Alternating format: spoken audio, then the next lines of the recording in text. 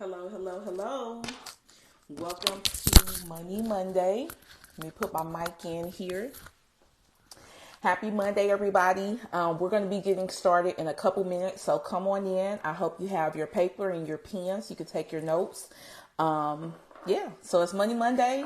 We're going to do the same thing that we do every Monday, and that's talk about some money.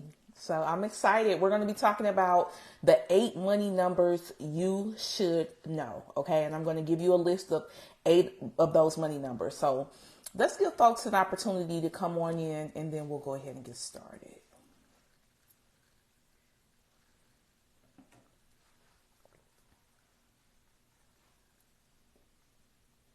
Make sure my tech is right. Okay.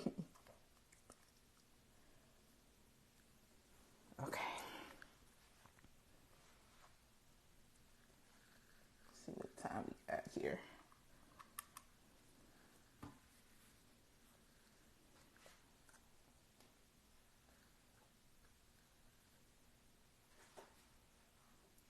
All right.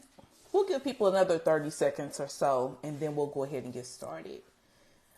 If you're here, say hi to me in the comments so I can see who's here.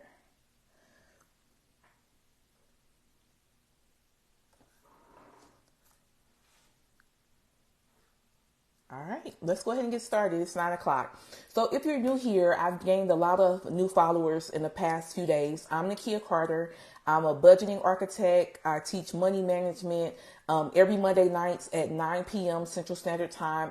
I go live so we can talk about money topics, different things that are going on in the media, upcoming things that you should know. I'll be making a big announcement, a big announcement soon, but the announcement is I'll be uploading all of my past Money Monday videos to YouTube so that you can go out there and consume those, rewatch those, so on and so forth. So as soon as I have that up and running and I have some videos up there, I'll let you guys know.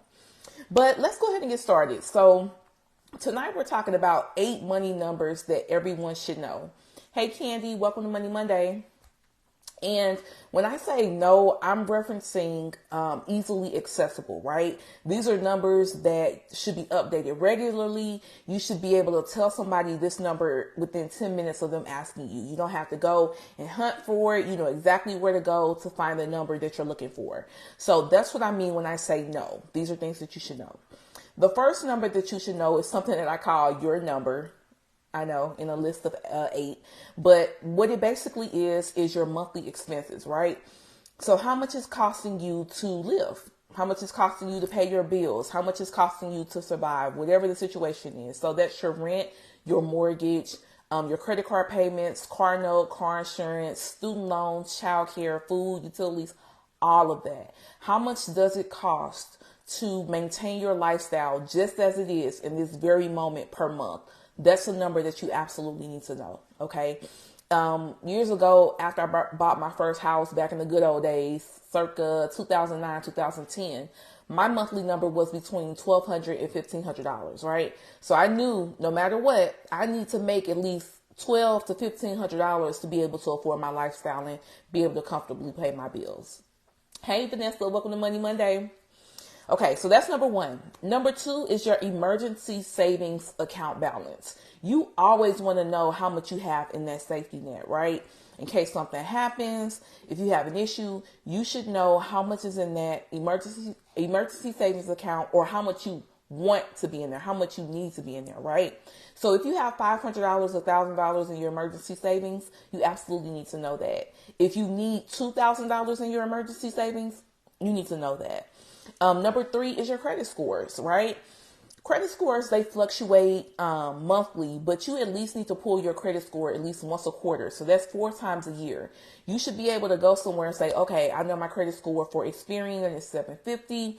My credit score for TransUnion is 800, so on and so forth. Okay, so you need to know your credit score so that you know what your options are. If you need to take a loan, if it's time for you to buy a new car, if you're thinking about purchasing a house, you absolutely need to know your credit score.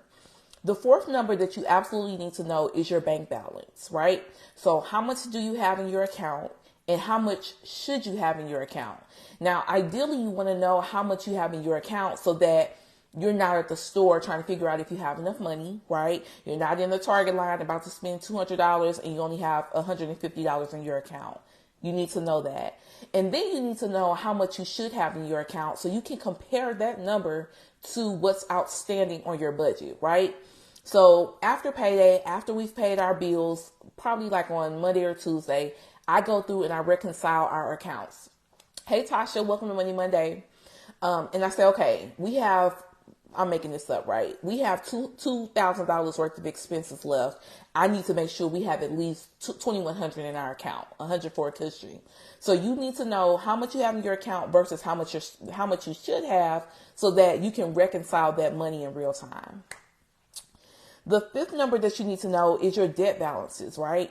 So how much do you owe on your credit cards? How much do you owe on your student loans? How much do you owe on your car loan, personal loans? All of that should be compiled in one space so that you have that information if you need it, right? So you can know what your debt profile looks like. So you can know how overextended you are. So you can know if you missed paying a bill this month because you forgot about it, right? So you absolutely need to know those debt balances. 6 is your cash flow. How much do you have coming in?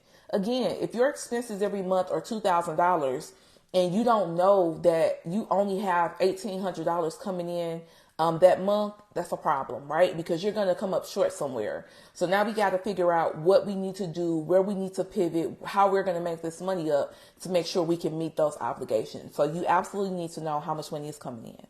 7 is your net worth. So we talk about net worth a lot in the money world. Your net worth is just your assets minus your liabilities, right?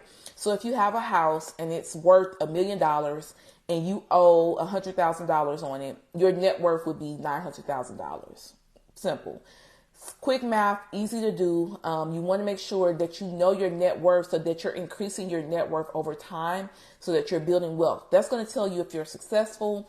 That's going to tell you if you are increasing your net worth. That's going to tell you if you're too debt heavy or if you have too many liabilities. So absolutely calculate that net worth once a quarter. And then 8 is your yearly income goals or money goals, right? So if you know that you want to take your kids to Disney World this year, you need to know how much that's going to cost. You need to know how much you have to be closer to that goal. You need to know whatever it is, right? If you want to buy a new car, if you want to buy a new house, you need to know how much that's going to cost you for the year so that you can start prepping now. You can say, okay, I know I need another $5,000 for my down payment. So what can I do now, right? What's going to be my plan to come up with this extra $5,000 for this down payment? Where am I going to pull it from? How am I going to cut back? Am I going to use my tax refund if I get a tax refund? Whatever it is, you need to know those yearly income goals and those yearly money goals so that you know how to shoot. And then another thing is if you are a small business owner or you have a side hustle, let's say you're making $60,000 a year. You say, you know what? I want to make $75,000 this year. Now you have that income goal and you know, I need to make $75,000 this year. I'm $15,000 short. What do I need to do to make that up? Okay. So those are 8 money numbers everyone should know. This is a great time to start pulling those numbers down, revamping, figuring out what those numbers are so that moving forward for the next quarter, you can get your plan together, you can get your budget together, and you can know your numbers, right? You need to know these numbers because this is going to help you to pivot well and manage your money better. Candy says she keeps a monthly ledger electronically on her paper. I love it, Candy. I prefer electronic, but both of them work. Somewhere it needs to be, right? It can either be in your cell phone, in your notes. It can be in your electronic budget. If you're writing it down on a piece of paper, just write it down and take a picture of it so you can have it with you whenever you need it. All right. So those are the 8 numbers you should know. I'll be posting a recap in the morning just in case you missed anything, or you can rewatch this live. Thanks for joining. I hope you guys have a great week. I will see you next Monday. If you're not already, follow me on Instagram at Money Reset with Nakia. I'll put that in the chat for you all so that you can get daily tips and daily strategies and daily information and motivation and so on and so forth. All right. Have a good week, guys. I'll talk to you later. Bye.